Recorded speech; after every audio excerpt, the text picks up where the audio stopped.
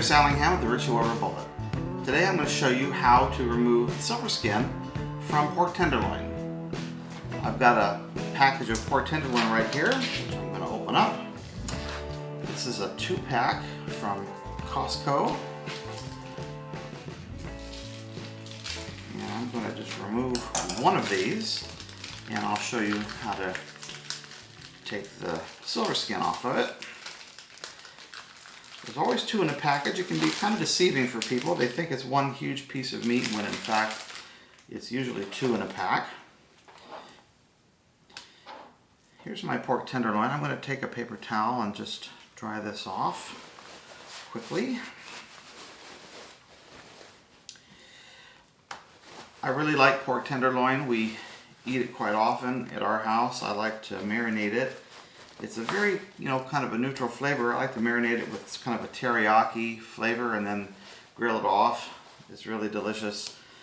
Let's just first identify where the Silverskin is. And you can see on this piece of meat that it's this area right here. You can see there's clear meat here, and then there begins to develop this whitish silver, white, sort of silver down here actually. I can see kind of a silver area right here. Silverskin is a connective tissue. It's kind of almost like a strapping, a girdle across the muscle that helps give it structure and helps muscles slide past one another easily. It's a connective tissue that doesn't break down when we cook it. Unlike some other connective tissues that turn into gelatin, which creates kind of an unctuous flavor in cooked meat, this stuff doesn't do that.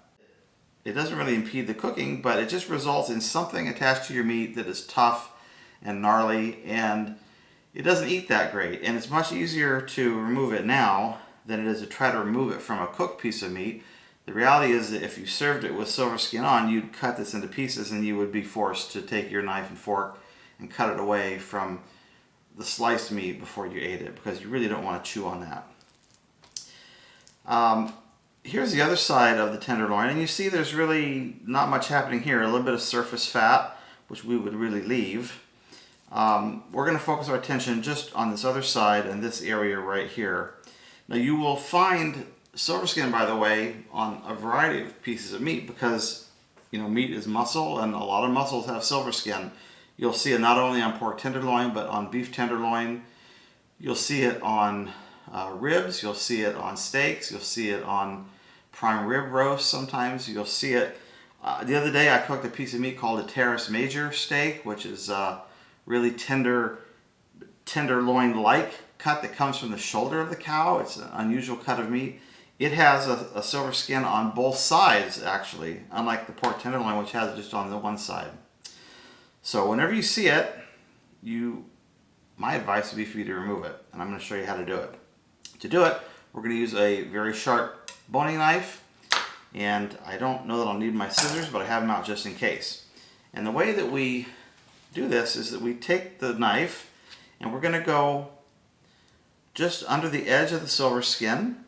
We're trying to remove it without removing and wasting a lot of the meat that's under it. So we're going to get the tip of the knife under, and I'm just going to sort of wiggle it across. Now I'm going to try to get this all the way across the whole width of the Silverskin. You don't have to do it that way. You can do it partially through. But I've gone on all the way under it, and now I'm going to tilt my knife up a little bit. So the blade is now, the front of the blade is higher than the back of the blade. And I'm just going to use a sawing motion and cut toward the end of the tenderloin, like that. So now here you can see, here's clean meat, and here's Silverskin with a little bit of meat attached. I'm pretty happy with that. Now I'm going to go the other direction, put my knife right back here, and see if I can position so you can see here on the camera. Tilting my knife up again, I'm going to cut the other direction all the way to the end where this comes through like that.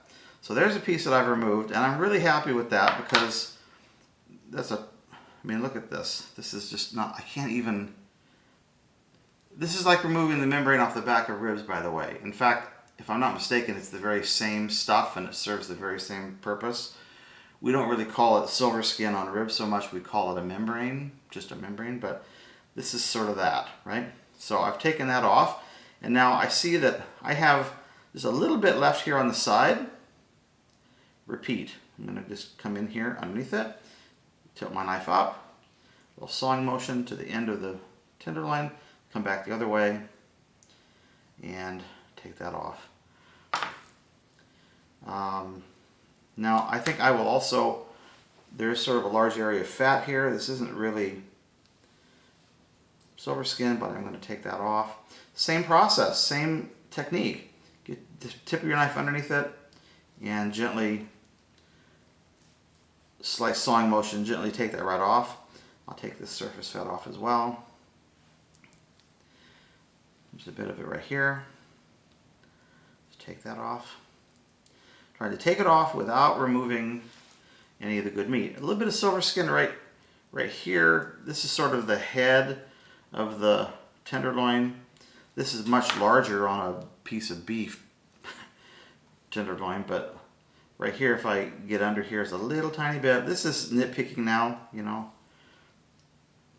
That wouldn't hurt anybody, but I'm just going to take that off. So, there's a little bit of stuff here. You know, you could work on this if you wanted to. It's really not, this is more of a kind of a surface, thin little membrane, but that comes off too. See, real easy, doesn't take a lot of effort.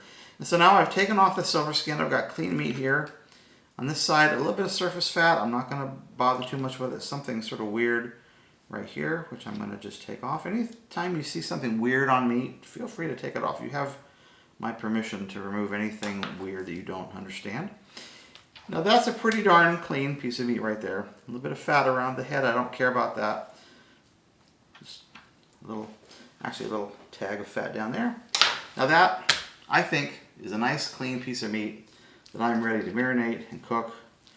Could do it on the grill, can do it in the oven, can do it as medallions that you saute in a pan, whatever. But that to me is a nice clean piece of pork tenderloin that's had the Silverskin removed. Same process for a beef tenderloin, same process for any piece of meat where you see this sort of a strap under the surface of the meat. You're going to just get your knife under it, wiggle it under there, turn the knife blade upward, and use a sawing motion to take it off one way, and then come back and take it off the other way. That's really all there is to removing Silverskin from a pork tenderloin or any other piece of meat. I hope you find this useful. I want to thank you for watching my videos. I appreciate you very much. Please like and subscribe to my videos. It helps people find them. And until next time, take care everybody. Bye-bye.